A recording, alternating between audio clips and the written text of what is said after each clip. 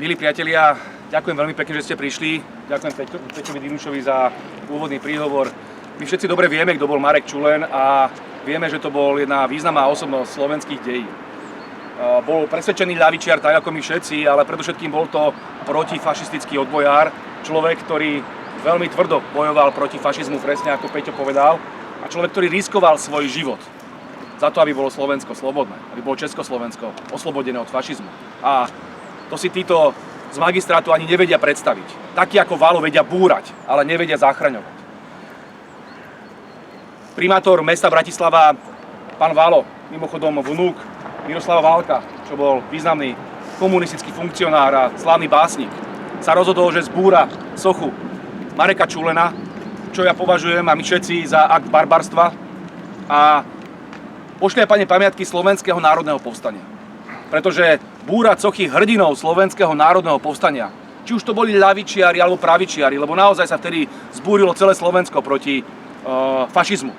Ja som presvedčený, že to je taký akt barbarstva, ktorý znesie pomenovanie fašizmus. A tento fašizmus, novodobý liberálny fašizmus, sa vracia. A ja som presvedčený, že my sa musíme ozvať, keď nám chcú vymazať historickú pamäť.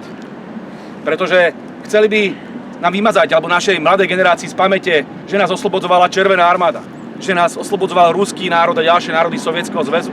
Chceli by vymazať z pamäte úlohu komunistov v Slovenskom národnom povstaní. Tak ako búrajú sochy veľmi významných činiteľov komunistického odboja, takisto dneska premenúvajú ulice Vlada Klementísa, Láca Novomeského a tak ďalej. Pretože toto je ich spôsob, ako bojovať s históriou. Veľmi sú nešťastní, že komunisti, ľavičiari, vlastenci boli v boji proti fašizmu takí aktívni a preto dneska robia to, čo robia. Ja som presvedčený, že to najmenej, čo môžeme spraviť, je vyjadriť tento protest proti pánovi Valovi, proti bratislavskému magistrátu a pomenovať veci, ako sa majú. My toto považujeme za akt fašizmu a extrémizmu. Ja som podal trestné oznámenie na pána Vala a už mi došlo aj z polície, že toto trestné oznámenie bolo podstúpené prokurátorovi. Ja som presvedčený, že toto bol trestný čin a že za toto by sa mal pán Valo zodpovedať aj trestným spôsobom. Pretože naozaj neviem si predstaviť,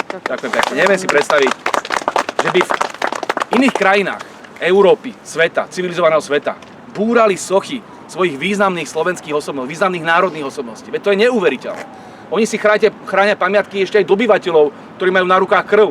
A my si nevieme chrániť pamiatku významného antifašistického bojovníka, významného ľavičiara, ktorý vždy bojoval za robotníkov, za roľníkov, presne ako Peter povedal. Ja som presvedčený, že je nás stále dosť aj medzi ľuďmi na Slovensku, ktorí nechcú takých ľudí, ako je Valo na čele slovenského štátu, na čele slovenských miest. Možno posledná poznámka. Tento boj proti histórii, ktorý spustili progresívci, on nemá podobu iba antikomunistickú. Všimnite si, čo teraz robí progresívne Slovensko. Otvára otázku Benešových dekretov. Oni chcú spochybňovať celkové povojnové usporiadanie Európy. To je plázivý návrat fašizmu. To je plázivý návrat kolaborantstva. A preto som presvedčený, že pokiaľ toto dopustíme, tak Slovensko jednoho dňa prestane existovať ako suverénny štát a stratí sa aj naša protifašistická pamiatka, naše posolstvo, ktoré nám dali naši starí otcovia, aby sme ho bránili aj do budúcnosti.